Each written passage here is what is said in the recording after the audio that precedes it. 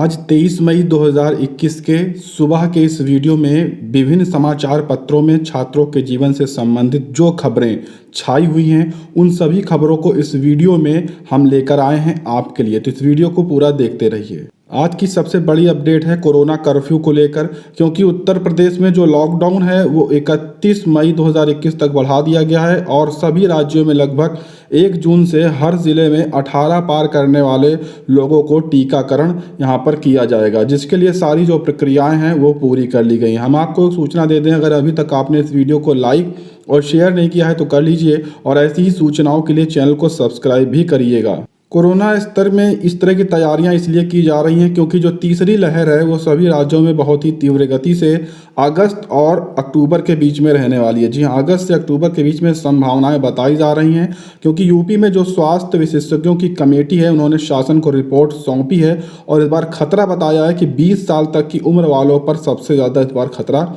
रहने वाला है। कुछ महत्वपूर्ण रिपोर्ट भी सौंपी हैं। इस रिपोर्ट में आप देख सकते हैं, रिपोर्ट ये है जिसमें से पैडियाट्रिक संक्रमण की अवधि 2 माह रहने की संभावना है। 1 से 20 वर्ष तक के लोगों को संक्रमण की दर अधिक रह सकती है। इसके अलावा अन्य चीज़ें यहाँ पर बताई गई हैं। कुल मिलाकर जो तीसरी लहर है वो उत्तर प्रदेश के अलावा अन्य राज्यों में भी काफ़ी ज़्यादा प्रभावी रहने वाली है।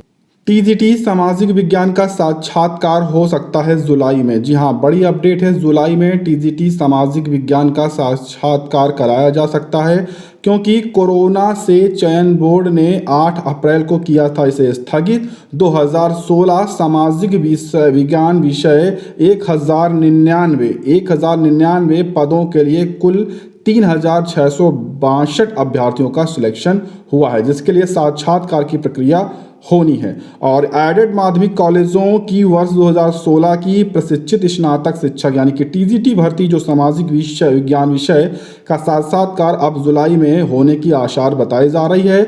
माध्यमिक शिक्षा सेवा चयन बोर्ड ने कोरोना संक्रमण को देखते हुए इसे स्थगित किया था, लेकिन अब इसके लिए तैयारियां एक बार फिर से शुरू कर दी गई हैं, क्योंकि एक एक करके अब उम्मीदें यहाँ पर हो रही हैं कि जुलाई में सारी प्रक्रियाएं अब सभी भर्तियों की शुरू की जाएंगी। उसी के चलते यहाँ पर सामाजिक विषय विज्ञान की जो साक्षात्कार बचा हुआ है वो जुलाई में कराने का निर्णय लिया गया है, जिसके लिए जो तैयारियां हैं वो लगभग यहाँ पर पूरी करी जा चुकी हैं। वहीं पर टीजीटी पीजीटी 2021 की भी अपडेट है। 15,508 पदों के लिए 14 लाख से ज़्यादा अभ्यर्थियों ने यहाँ पर ऑनलाइन आवेदन कर डाले हैं। अब आवेदन की तिथि फिलहाल समाप्त हो चुकी है और यहाँ पर दोबारा अब आवेदन करने का किसी भी प्रकार का किसी भी अभ्यर्थी को मौका नहीं दिया जाएगा। ऐसी सूचना पहले ही दी जा चुकी है। कुल मिलाकर अब टीजीटी पीजीटी में भी 2021 की परीक्षा की तैयारियां शुरू हो गई हैं आयोग के माध्यम से। उम्मीद है इसकी भी परीक्षा आपको जुलाई में देखने को मिल सकती है। उत्तर प्रदेश अधीनस्थ सेवा चयन आयोग तमाम कोशिशों के बावजूद नहीं शुरू करा पा रहा है भर्तियां। मामला एक ही है कि जब से पीईटी परीक्षा को लागू किया गया तब से यूपी SSS किसी भी प्रकार का कोई भी नया विज्ञापन नहीं जारी किया है। प्रदेश में समूह ग भर्तियों पर लग गया है कोरोना का कहर।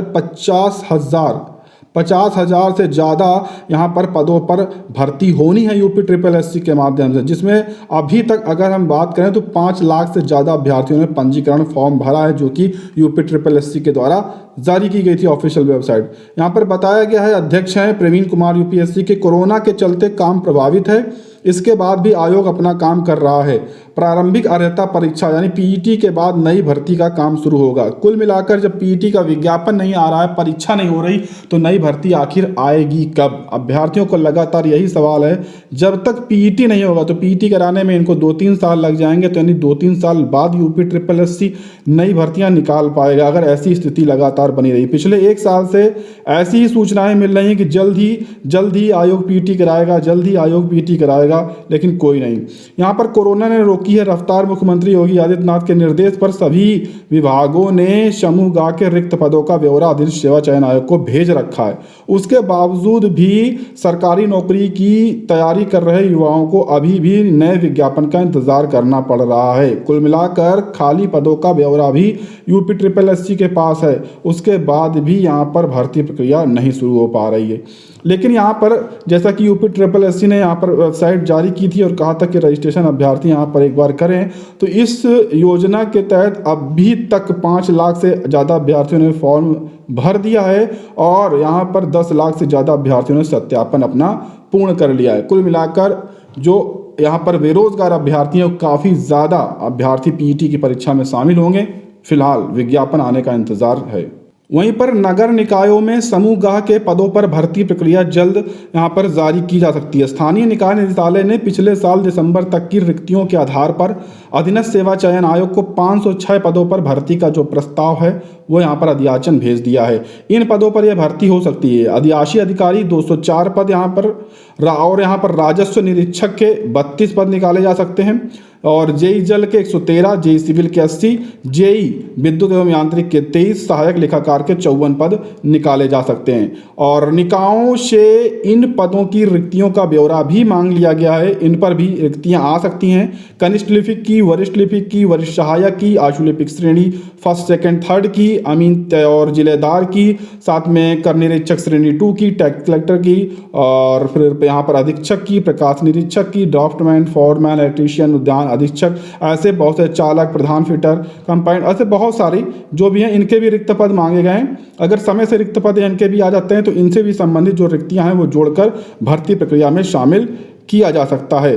कुल मिलाकर यहाँ पर बताया गया है कि लगभग समूहगाह के 3000 पद रिक्त बताए गए हैं। 17 नगर निकायों में यहाँ पर 850 से अधिक पद केवल रिक्त हैं। तो 3000 से ज़्यादा पदों पर भी इन भर्ती प्रक्रिया को जारी किया जा सकता है। मुख्यमंत्री ने क्योंकि सभी सरकारी विभागों को आदेश दिया है कि जो भी रिक्त पद हैं जिस भी विभाग में, उनका जो विज्ञापन है वो जारी किया जाए। उम्मीद है कि जुलाई तक इनका जो विज्ञापन है वो जारी कर दिया जाएगा आयोग के माध्यम से और उसके बाद जो भी प्रक्रिया है भर्ती के आगे की वो शुरू की जा सकती है।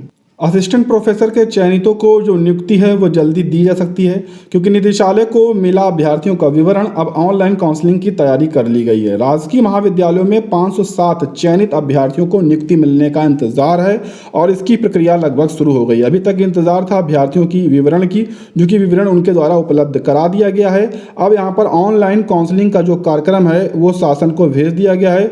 जल्द ही इसकी जो सूचना है वो सभी अभ्यर्थियों के लिए जारी कर दी जाएगी। देखिए पूरा सूचना जो भेज दी गई है और इसकी जो तारीखें हैं जल्दी घोषित कर दी जाएंगी। इनकी भी तारीखें आपको जुलाई में देखने को मिल सकती हैं और काउंसलिंग तुरंत पूर्ण होने के बाद अभ्यर्थियों को नियुक्ति पत्र दे दिए जाएंगे, ऐसी सूचनाएं दी जा रही हैं। तो असिस्टेंट प्रोफेसर भर्ती में चयनित अभ्यर्थियों के लिए अच्छी खबर है। अभ्यर्थियों ने सोशल मीडिया पर छेड़ दिया अभियान, संशोधन का अवसर देते हुए नियुक्ति पत्र जारी करने की मांग यहां पर की है। ये 69,000 के वो अभ्यर्थी हैं जो किसी न किसी गड़बड़ी के कारण नियुक्ति नहीं पा सके थे। उन्होंने लगभग 1 महीने से ज़्यादा धरना दिया था। अभ्यर्थियों को मुख्यमंत्री और बेसिक शिक्षा मंत्री ने संशोधन का अवसर देते हुए नियुक्ति पत्र जारी करने की मांग उन्होंने जब की थी तो उनके द्वारा यहाँ पर आश्वासन भी दिया गया था, लेकिन अभी तक इस पर कोई भी कार्यवाही नहीं की गई और बताया गया था कि तृतीय काउंसलिंग के बाद कार्यवाही की जाएगी। यहाँ पर 7 महीने से ज़्यादा बीत गए हैं लेकिन अभ्यर्थियों को संशोधन का न मौका दिया गया न अभी उन्हें आवेदन का कोई मौका दिया गया। 750 से ज़्यादा अभ्यर्थी ऐसे हैं जो यहाँ पर संशोधन का इंतजार कर रहे हैं और यहाँ पर 10% अभ्यर्थियों ने घोषणा पत्र का हवाला दिया है कि उनका जो अभ्यर्थन है वो सामान्य करना गलत है और उसके चलते यहाँ पर जो संशोधन है वो अभी तक नहीं फिलहाल किया गया है। इस पर कोई सूचना भी नहीं प्राप्त हुई है कि वाकई में जो संशोधन का मौका था वो अभ्यर्थियों को दिया जाएगा कि नहीं दिया जाएगा। फिलहाल जो भी संबंधित अभ्यर्थी हैं उन्होंने सोशल मीडिया पर जो अभियान है वो छेड़ दिया है। 12वीं बोर्ड मुख्य विषयों की परीक्षा के लिए जो प्रस्ताव है वो तैयार कर लिया गया है। केंद्र सरकार और राज्य सरकारों की बैठक में CBSE रख सकता है कोरोना के कारण शामिल न होने वालों को बाद में मौका देने का यहाँ पर जो प्रस्ताव है वो रख सकता है और इसके लिए इम्तिहान के बजाय मूल्यांकन से बने 12वीं बोर्ड का रिजल्ट भी जारी किया जा सकता है। पिछले साल भी ऐसा ही किया गया था जिसके चलते ये प्रस्ताव रखे जाएंगे। फिलहाल इस पर आज निर्णय होने की संभावना है। बोर्ड और प्रवेश परीक्षाओं दोनों पर जो बैठक है वो आज है और आज ही इस पर फैसला देखने को मिल सकता है। परीक्षा तिथि पर भी मंथन किया जाएगा कि कब तक यहाँ परीक्षाएं कराई जाएं और प्रवेश कब से शुरू किया जाए इस पर भी मंथन किया जाएगा। जो भी सूचनाएं होंगी शाम तक आपको इसमें दे दी जाएंगी। इस बैठक में आपको यहाँ पर देखिए स्मृति ईरानी, प्रकाश जावड़ेकर ऐसे लोग यहाँ पर शामिल रहेंगे। साथ में यहाँ पर और अन्य राज्य मंत्री या केंद्र मंत्री शामिल रहेंगे जिनकी अध्यक्षता में यह बैठक होगी और महत्वपूर्ण निर्णय लिया जाएगा। युवा मंच ने जिला झांसी अधिकारी को एक बार फिर से पत्र लिखा है और यहाँ पर मांग की है कि जब वो 23 मई को दौरे पर आए थे तो यहाँ पर देखा उन्होंने कृषि प्राविधिक सहायक के जो चयनित अभ्यर्थी हैं, 40 चयनित अभ्यर्थी हैं जिनकी सारी प्रक्रिया यहाँ तक डॉक्यूमेंट वेरिफिकेशन तक की प्रक्रिया पूर्ण हो चुकी है, लेकिन पिछले 8 महीने से वो अभ्यर्थी आज तक अपनी नियुक्ति का इंतजार कर रहे हैं। यहाँ पर बताया गया है जो सहायक के 2059 अभ्यर्थियों के उपरांत नियुक्ति देने पर जो मुद्दा है वो सोशल मीडिया पर प्रदेशव्यापी अभियान शुरू कर दिया गया है। 8 महीने से ये चयनित अभ्यर्थी लगातार इंतजार कर रहे हैं, जिसके लिए इनके द्वारा एक पत्र जारी किया गया है 22 मई 2021 को और निवेदन किया गया है इन चयनितों की जो नियुक्ति है वो तुरंत दे दी जाए। इसी क्रम में जिस प्रकार से सभी प्रक्रियाएं शुरू हो रही हैं, 12,460 शिक्षक भर्ती के जो भी चयनित और अचयनित अभ्यर्थी हैं उनको भी जल्द खुशखबरी यहां पर मिल सकती है और सभी जो प्रक्रियाएं हैं वो शुरू की जा सकती हैं। अधिकारियों से वार्ता होने के बाद इस सभी प्रक्रियाओं पर अंतिम निर्णय लिया जा सकेगा। फिलहाल प्रक्रियाएं चल रही हैं, इस पर भी वार्ता हो रही है। जैसे जैसे सूचनाएं अलग तरीके से प्राप्त होंगी हम आपके साथ शेयर करेंगे और अन्य सूचनाएं भी आपको बताते जाएंगे। वहीं पर प्रदेश के जो पारदर्शी तरीके से मिलेंगे भर्ती में अंक, जी विश्वविद्यालय में जो भर्ती आएंगे असिस्टेंट प्रोफेसर की विश्वविद्यालयों में, उसको लेकर यहाँ पर बात की जा रही है और इस बार एपीआई स्कोर में होंगे सबसे ज़्यादा 30 अंक और उसके आधार पर यहाँ पर इनको नियुक्ति दी जा सकती है। इस तरह से कुल जो 100 अंक होंगे, 100 अंक के आधार पर मेरिट बनाई जाएगी और उसी के आधार पर नियुक्ति होगी।